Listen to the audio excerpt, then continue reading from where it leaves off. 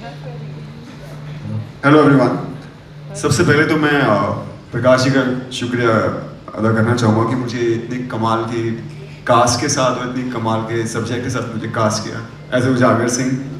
और मेरे लिए बहुत ही मेमोरेबल जर्नी है। प्रकाश जी के साथ काम करना मेरा एक सपना था, और जब उन्होंने मुझे उजागर सिंह के रोल के लिए बुलाया तो मैं दौड़ता हुआ गया। और जैसे बॉबी भाई जी ने बताया कि नर्वस थे, तो मैं भी बहुत नर्वस था। और जैसे ही प्रकाश जी ने कहा कि मैं तुम्हें इस उजागर सिंह के रोल के लिए सोच रहा हूँ, मैंने कहा सर मैं कर रहा हूँ मुझे कुछ नहीं सुनना, मैं आपके साथ काम करना चाहता हूँ। और ये जर्नी मेरे लिए बहुत मेमोरेबल रही बॉबी भाई जी के साथ। हेलो अदिति, चंदन और पूरी कास्ट, मतलब हमारे इतनी मेमोरेबल रही ये जर्नी कि मैं शब्दों में बयान नहीं कर सकता। और जितना आप लोगों से ऑडियंस से प्यार मिला उजागर सिंह को, वो मैं शब्दों में नहीं बोल पाऊंगा।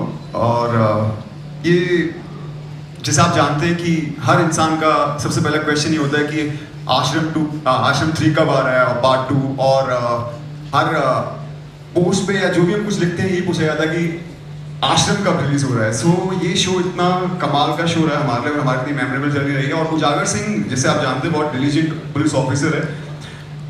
एक कविता की लाइन है जो मेरे बहुत दिल के करीब है, लहरों से डरकर नौका पार नहीं होती, कोशिश करने वालों की कभी हार नहीं होती।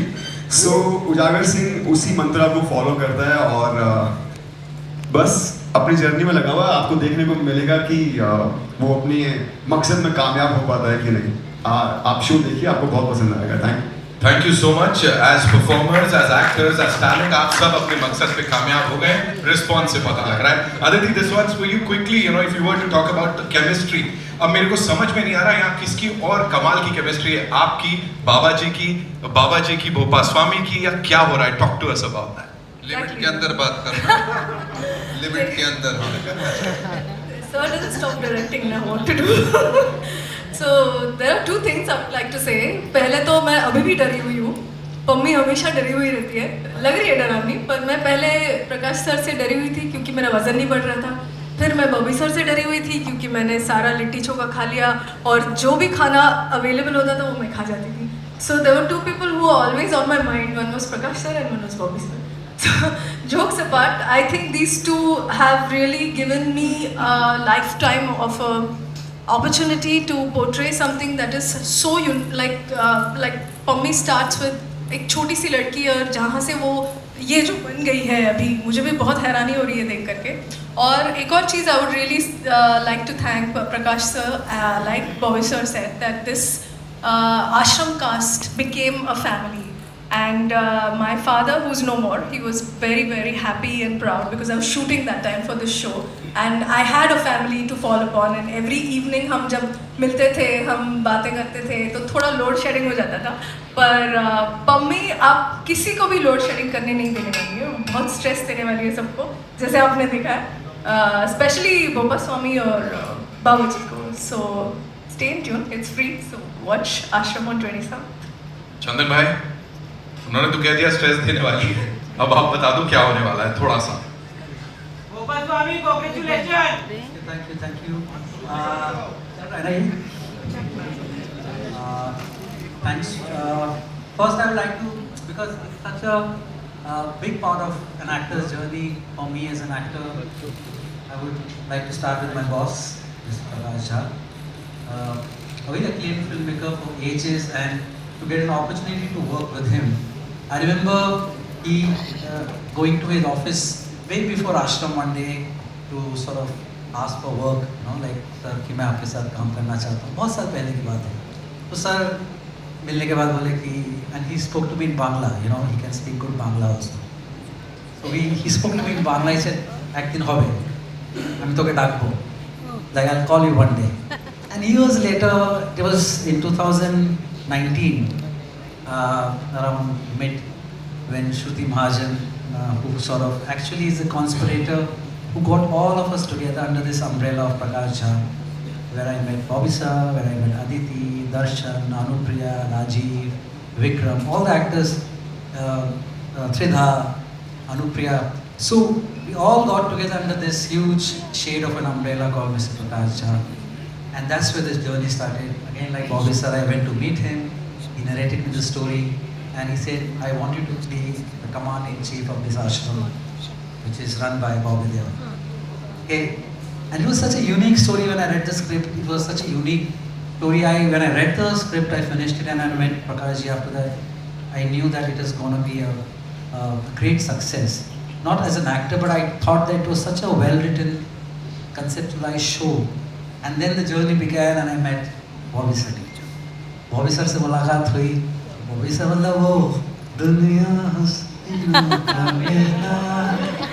you know, तो स्कूल से भाग के इनकी फिल्में, और ये उस जमाने की फिल्में होती थी जब बॉबी देओल के एफिजीज लगते थे इतने बड़े बड़े प्लाजा थिएटर न्यू दिल्ली में, गोल चश्मा लगा के. And then I'm getting to work with him, and like how he said every evening we used to meet, because Prakash sir ने कहा था कि आप लोग मिलो, आप दोनों जितना मिलोगे, जितना एक दूसरे के साथ समय व्यतीत करोगे, उतना इस रोल में दिखेगा. And coming from the director, we started spending a lot of time together, and we became inseparable in real life also. It was like destiny brought us together. Then I met Aditi. Aditi मेरे बारे में हमेशा उल्टा सीधा ही सोचती थी, ये वाला साला पागल ये, मैं इसकी बहुत टांग खींचता था क्योंकि मैं भोपाल स्वामी था और मुझे लगता था ये आश्रम में क्या करने आई है, ये तो बाबा के साथ control. So that's how, and then Darshan.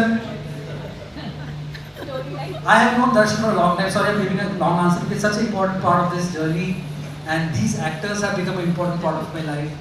And thanks to Amazon and MX Player, how they got together and bringing this much awaited show, which was everybody, like Darshan said, was asking ये आश्रम 3 कब आएगा. 27 को आ रहा है, देखिए. और आपने तो देख ही लिया कि क्या हो रहा है, क्या चल रहा है बाबा भोपा के बीच में, तो ज़्यादा समय नहीं लूँगा, 27 को देखिएगा. और थैंक यू. हिंदी, बंगाली, तमिल, तेलुगु, है ना, Amazon MX Player पे एकदम फ्री देखने को मिलने वाला है. Ladies and gentlemen, now I'd like to call on stage the industry stalwarts from Amazon MX Player. Challenge जब नहीं होता तो मज़ा नहीं आता काम करते वक्त, और हर दिन एक चैलेंज था. एक किस्म से जिस तरह प्रकाश जी ने इसको लिखा है, उससे हर दिन एक नया दिन लगता था. कैरेक्टर में जो शेड्स प्रकाश जी ने डाले, हमें बस ज़्यादा मेहनत नहीं करनी पड़ी वो सब शेड्स दिखाने में, क्योंकि the story itself was so strong.